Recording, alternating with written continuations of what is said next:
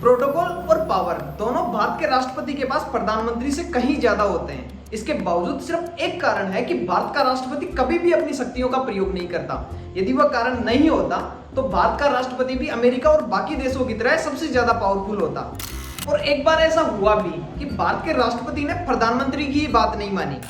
वैसे तो जो राष्ट्रपति का उम्मीदवार 50% से ज्यादा वोट वैल्यू सिक्योर करता है वो भारत का राष्ट्रपति चुना जाता है। लेकिन 1967 के अंदर ऐसा भी हुआ जब कोई भी राष्ट्रपति का उम्मीदवार 50% से ज्यादा वोट वैल्यू सिक्योर नहीं कर पाया। लेकिन इसके बावजूद भी भारत के चौथे राष्ट्रपति वीवी गिरी को चुना गया।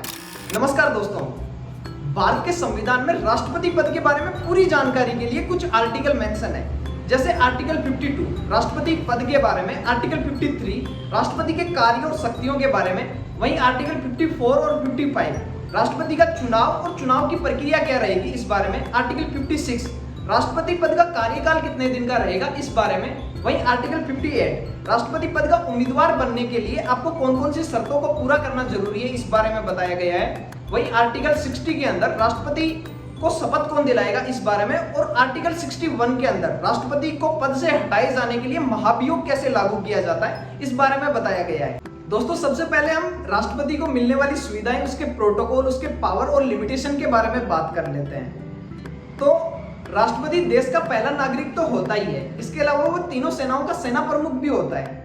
राष्ट्रपति को पद पर रहते हुए 5 लाख रुपए पर मंथ सैलरी मिलती है। वहीं पद से हटाए जाने के बाद में भी उसकी सैलरी वर्तमान प्रधानमंत्री पद की सैलरी से भी कहीं ज्यादा होती है।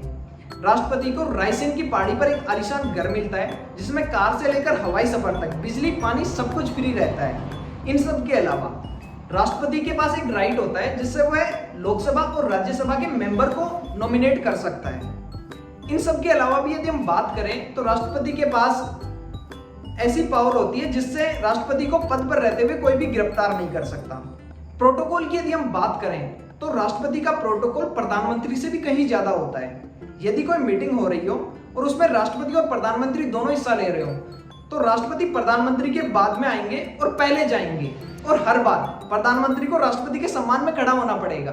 दोस्तों, आर्टिकल 356 का यूज करके राष्ट्रपति पूरे देश में कहीं पर भी राष्ट्रपति शासन लागू कर सकता है, लेकिन ऐसा भी वह सिर्फ प्रधानमंत्री के इशारे पर ही करता है। अब तक यदि आजादी के बाद में हम बात करें तो 132 बार राष्ट्रपति शासन लागू किया जा चुका है, और इसमें भी प्रधानमंत्री इंदिरा गांधी के समय सबसे ज्यादा 51 बार राष्ट्रपति शासन लागू किया गया। यदि हम वर्तमान प्रधानमंत्री की बात करें तो नरेंद्र मोदी के समय भी देश के अंदर 10 बार राष्ट्रपति शासन लागू किया जा चुका है। दोस्तों, अब हम बात कर लेते हैं राष्ट्रपति पद का उम्मीदवार बनने के लिए कौन कौन सी ऐसी शर्तें हैं जो यदि आप पूरी करते हो तो आप राष्ट्रपति पद का उम्मीदवार बन सकते हो।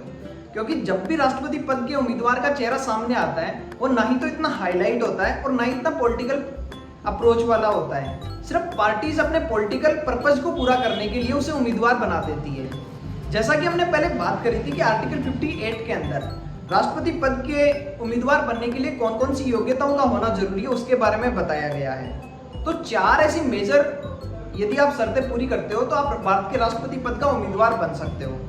पहली है, आप भारत के नागरिक होने चाहिए। दूसरी है, आपकी एज 35 प्लस होनी चाहिए। तीसरी है, आप लोकसभा के मेंबर बनने के लिए एलिजिबल होने चाहिए। और चौथी है, आप किसी प्रॉफिट के पोस्ट पर काम नहीं कर रहे हो, जैसे गवर्नमेंट जॉब वगैरह में काम नहीं कर रहे हो। यदि ये 4 शर्तें आप पूरी करते हो तो आप भारत के राष्ट्रपति पद के उम्मीदवार बन सकते हो। तो आप में से बहुत सारे सोच रहे होंगे कि फिर तो हर कोई राष्ट्रपति पद का उम्मीदवार बनना चाहेगा और नहीं तो सिर्फ टाइमलाइन में आने के लिए बन सकता है। लेकिन ऐसा नहीं है। 1974 के अंदर एक और शर्त जोड़ी गई, और वो 5वीं शर्त यह थी कि यदि आप राष्ट्रपति पद का उम्मीदवार बनना चाहते हो तो आपके पास 50 MLAs और 50 MPs का समर्थन होना बहुत जरूरी है। यदि ये 5 शर्तें आप पूरी करते हो तो आप भारत के राष्ट्रपति पद का उम्मीदवार बन सकते हो।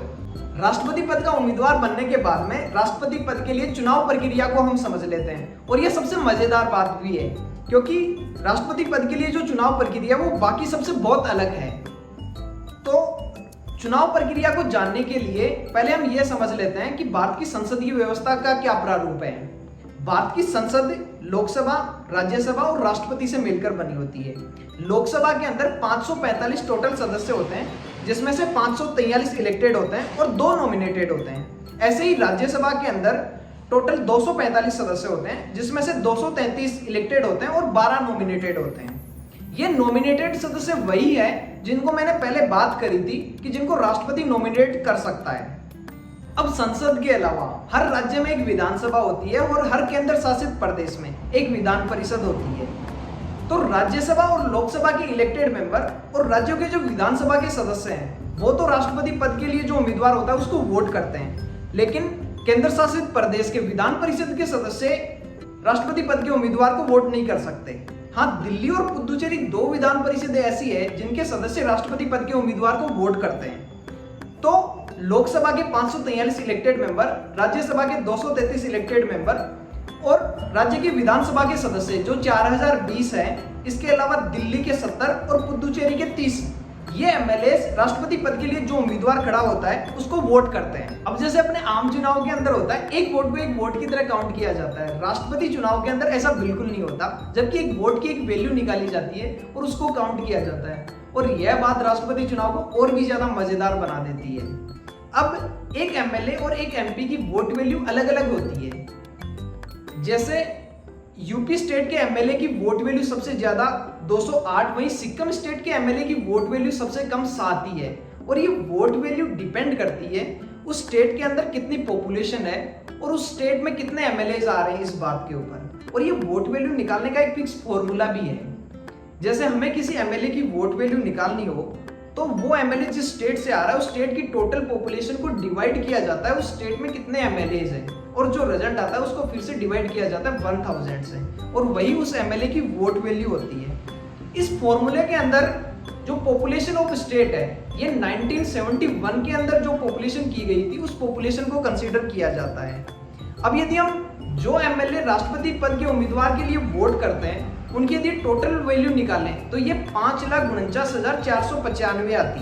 अब जैसा भी हमने फॉर्मूले के अंदर देखा कि एक स्टेट के जितने भी एमएलए हैं उनकी वोट वैल्यू बराबर, जबकि अलग अलग स्टेट के एमएलए के लिए वोट वैल्यू अलग अलग होती है। ऐसे ही एक एमपी के लिए वोट वैल्यू निकालने का भी एक फिक्स फॉर्मूला होता है। यदि हमें किसी एमपी की वोट वैल्यू निकालनी हो तो total value of all MLA को डिवाइड किया जाता है नंबर ऑफ एमपीज से, और वो उस एमपी की वोट वैल्यू होती है। पूरे देश के अंदर जितने भी एमपी है उनकी वोट वैल्यू सबकी बराबर है। यदि हम total value of all MPs देखें तो ये 4,49,408 आती है, जो लगभग बराबर है total value of all MLA के लिए। अब यदि किसी राष्ट्रपति उम्मीदवार को चुनाव जीतना है तो उसको total value of all MLA plus total value of all MPs इसके 50% से ज्यादा यदि वो गेन कर लेता है तो वो राष्ट्रपति पद का विजेता होगा। लेकिन यदि ऐसा नहीं होता है तो इसके बाद में दूसरे चरण की मतगणना होती है और उसमें डिसाइड होता है कि अगला राष्ट्रपति कौन होगा। और ऐसा एक बार हो भी चुका है 1967 के अंदर, जब भारत के चौथे राष्ट्रपति पद के लिए चुनाव चल रहे थे और उस टाइम पे किसी भी कैंडिडेट को 50% से ज्यादा बहुमत नहीं मिला।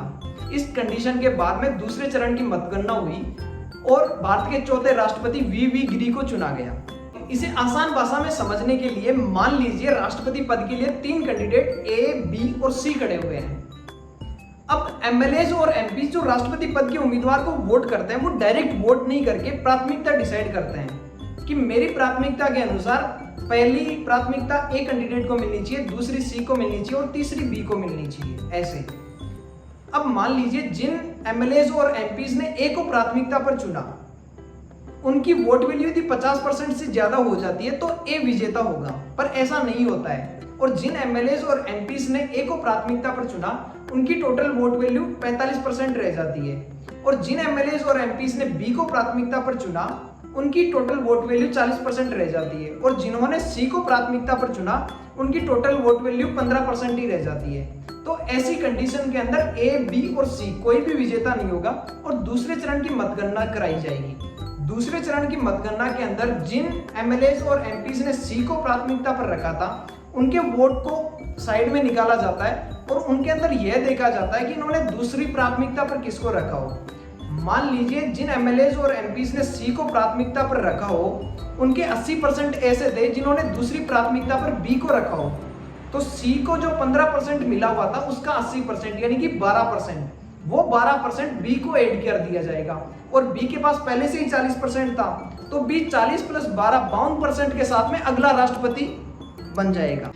अब यदि हम भारत के अब तक जो राष्ट्रपति चुने गए हैं उनके वोट वैल्यू की यदि हम बात करें तो सबसे ज्यादा vote value doctor Rajendra Prasad ने दूसरे राष्ट्रपति चुनाव के अंदर गेन करी थी। इसके अलावा भारत के छठे राष्ट्रपति नीलम संजीव रेड्डी ऐसे भी हुए हैं जो निर्दलीय राष्ट्रपति चुने गए थे।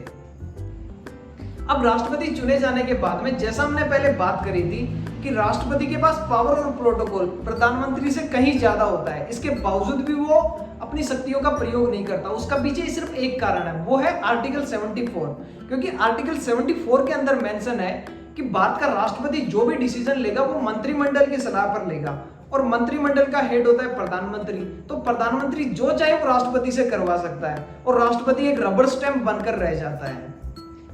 यदि हम बात करें तो आजादी के बाद में एक बार ऐसा भी हुआ कि भारत के राष्ट्रपति ने प्रधानमंत्री की बात नहीं मानी और ऐसा हुआ था 1952 और 56 के बीच में, जब हिंदू कोड बिल आया और जवाहरलाल नेहरू इसके पक्ष में थे, लेकिन डॉक्टर राजेंद्र प्रसाद ने इसको लेकर असहमति जताई क्योंकि डॉक्टर राजेंद्र प्रसाद का मानना था कि इससे हिंदू सभ्यता को नुकसान पहुंचेगा। लेकिन तब भी डॉक्टर राजेंद्र प्रसाद को ही झुकना पड़ा और यह बिल पास हुआ।